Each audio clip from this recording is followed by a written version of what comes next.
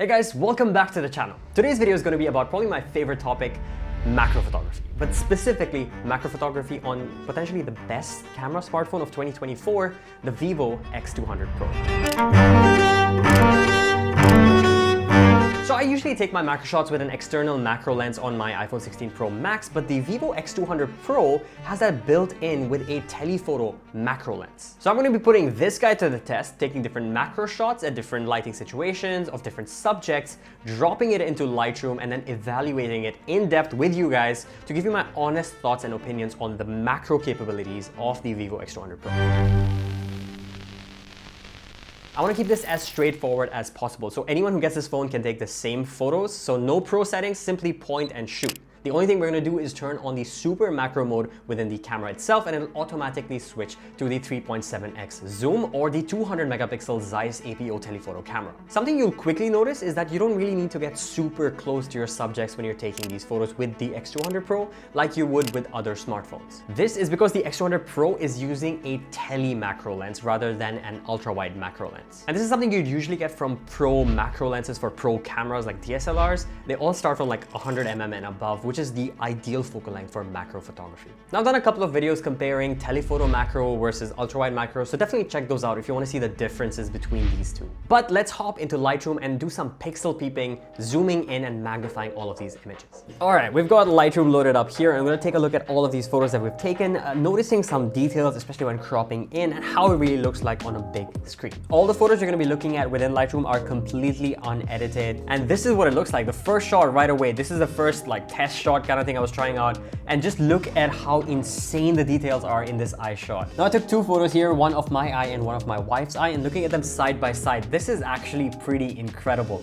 This is something you wouldn't notice if you hadn't taken a macro shot. The color of the eye actually changes the shape of the iris. So because I have brown eyes, you kind of see this like moon crater thing going on here. While for my wife's eye, because she's got like greenish, yellowish eyes, she's got this, I don't even know how to describe that, completely different texture than my eye. And you wouldn't know this unless you take a macro shot, which is the beauty of macro and why I love taking macro. Now let's very quickly go through some of these shots. Just a simple macro shot right here. This is of my watch. You can take a look at the details, even cropping further in. The quality is just incredible. The details it retains. I can actually use this for product photography, and you can actually see Snoopy in there for the Omega swatch. So cool. This is a picture of my cat's eye. Absolutely incredible. Look at the details that you're actually getting out of this, even in the hair and the fur on the side. Incredible textures. You can actually see most of these shots that I've taken are at 230mm, which is the 10x zoom on the phone, and the quality you're getting is incredible. Just take a look at this shot. Like, it's such a good shot. You could put this out on like a magazine cover or something, and the details are absolutely gorgeous. The color rendition is gorgeous. Individual strand of hair on the spider, for example, absolutely crazy.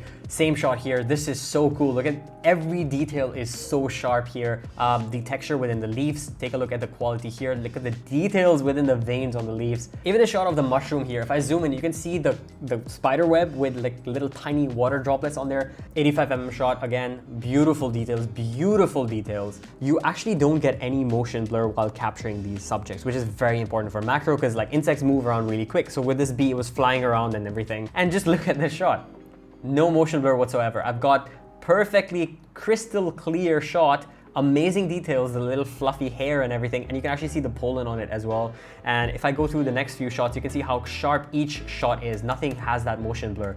Just beautiful, beautiful details. Now this shot, 85mm, and then using the 230mm, and just look at that. You can see the face of the bug as well. Just remarkable. Now this is one of my favorite shots. Just look at the details you're getting in the eyes of the fly. Absolutely crazy. The fact that I've taken this on this tiny little thing just blows my mind. Jumping spider, this guy was moving around super fast, just snapped a photo, boom, got it right in the moment there. I also use this as a chance to try something I've never tried before, which is taking a macro shot of a bubble with soap and everything. You've probably seen it online, and it creates these really cool patterns and textures. And here are the results. Just take a look at that. So I went beyond 10x for this one. This is at 332mm, and just look at that.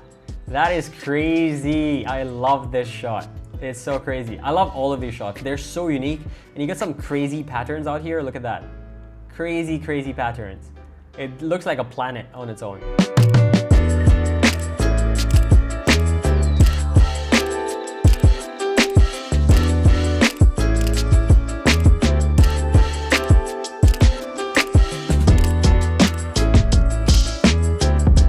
Now the final results of the photos that you saw were slightly tweaked and colored to my stylistic look, but that's only because I would do the same thing if I shot it with a professional camera as well. It's just your stylistic touch. But without editing as well within Lightroom, you guys already saw, the results are just crazy good. Okay, conclusion. Honestly, this is the best experience I've had taking macro photography on a smartphone. Especially after using macro lenses so often, you really learn to appreciate the quality you get from a built-in camera. Exceptional image quality, beautiful and natural processing with all of the shots, and maintaining detail at such great magnifications. I'm very confident in saying that this is the best smartphone for macro photography in 2024 going to 2025. And no, before someone says it, this video is not sponsored by Vivo. This is 100% my opinion on this phone. Hope you guys like this video. This is very different from the stuff I've been posting recently, but the OG subscribers will remember this is the kind of video I used to make back in the day. All kinds of external lenses and trying out different phones with their macro features. If you guys like this kind of video, let me know down in the comments. I'd love to make more of these, but if you guys like it, hope you guys enjoyed it. I'll see you again in the next video. Until then, take care.